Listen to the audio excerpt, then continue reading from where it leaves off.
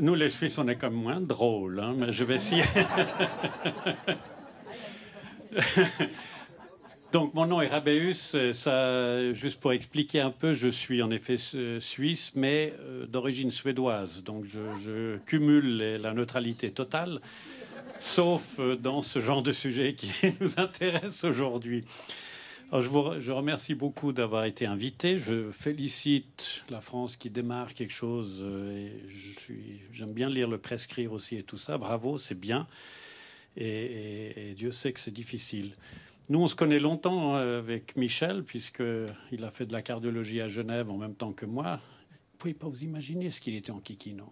Oh, mais il faut doser le cholestérol. Et puis il faut le traiter. Mais il était. J'aime bien le rappeler parce que j'étais strictement pareil. Donc j'en ai prescrit des statines par tonne. Mais on a changé d'avis. Et je racontais tout à l'heure, et j'aime bien raconter cette histoire parce que c'est vrai qu'avec le temps, je deviens de plus en plus, je dirais, généraliste. Et je crois que ce n'est pas un hasard qu'il y a beaucoup de généralistes ici parce qu'ils sont proches du patient d'une autre manière. Et on parle avec le patient d'une autre manière. Et puis, c'est une relation que j'adore. Et en fait, c'était il y a une dizaine d'années où je reçois une dame de 55 ans. Je m'excuse, mesdames, mais vraiment ce qu'on appelle, nous, entre mecs, la femme splendide. Mais vraiment belle. Canon. Grande, elle était sportive, elle mangeait mieux que Michel et moi. Je veux dire, elle n'a jamais fumé de sa vie. Son père et ses parents et sa mère sont morts à 98 ans. Donc, je veux dire, a priori, je ne voyais pas très bien. J'ai dit, écoutez, c'est un plaisir, mais vous êtes là chez moi, pourquoi? Mais parce que j'ai du cholestérol. Et je dois avaler une pilule tous les jours. Puis c'est là que ça commence à me tourner. Puis je dis, oui, mais attends, pour combien de temps? Pour le restant de ma vie.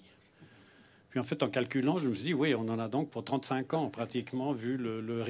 Et c'est vrai que je crois que c'est quelque chose qu'on ne doit pas oublier non plus dans les traitements préventifs des traitements préventifs des maladies, c'est que c'est à vie. Et c'est horriblement déprimant pour un être humain de savoir qu'il va avaler ses purée de pilules, j'allais dire autre chose, en bon pied noir, pour le restant de sa vie. Là, c'est quelque chose que je crois aussi est absolument fondamentalement important. En passant, je pensais à une chose, si jamais, depuis qu'on parle du diabète et des statines, moi je fais un dosage que j'ai appris à faire par hasard, c'est celle de la résistance à l'insuline.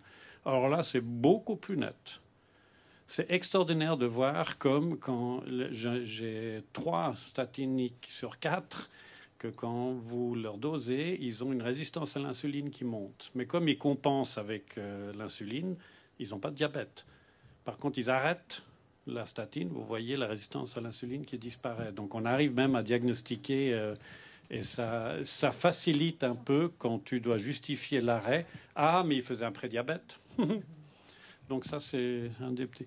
À part ça, en tant que généraliste, si j'ose dire, ce qui, moi, me sidère, c'est que, bon, je reçois beaucoup de gens qui viennent parce que ils ont entendu parler, parce qu'on n'est pas très nombreux, il faut dire, en Suisse, à être contre les statines, et ils viennent pour savoir s'ils peuvent arrêter, puis ils arrêtent. Mais ce qui est quand même très frappant, moi, je suis sûr que vous avez les mêmes, mais on oublie de le dire. Ah ouais, non, mais je vais mieux, mais je ne savais pas du tout que c'était dû à la statine, ce que je chantais. Non, je veux dire, c'est pas du tout les douleurs musculaires ou toutes ces choses-là. Il y a un tas d'autres symptômes où, bon, vous me direz, c'est peut-être le nocebo, le placebo. Moi, je veux bien, mais le patient se sent mieux et je crois que c'est la chose la plus importante. Je finirai là-dessus quand je dirais que quand je vois bienveillance, je crois que justement, il faut bien veiller à la santé de nos patients. Et ça passe par un minimum de médicaments vraiment utiles. Et je crois que il y a toute cette philosophie de la prévention médicamenteuse qui est fondamentalement fausse. Moi, je suis un passionné du mode de vie depuis les débuts de ma cardiologie. Bon, il faut dire qu'on m'a expliqué, après mes stages de chirurgie et de cardiologie invasive, qu'il fallait peut-être que je choisisse une carrière intellectuelle. Donc, je suis très maladroit. Donc, mais le mode de vie, je crois, est absolument... J'ai fait beaucoup de réadaptation et on voit comme les gens, ils ont très envie, mais simplement, il faut le vendre et puis il faut le faire bien. Et on parlait de la santé du soignant. Ben, comment voulez-vous qu'un gros sédentaire fumeur essaie de faire changer le mode de vie à un patient cardiaque? C'est pas possible. On est obligé de se soigner soi-même et ça passe par là. Et moi, je retourne à Genève tout à l'heure. Alors, en tout cas, c'était un plaisir de connaître tout le monde.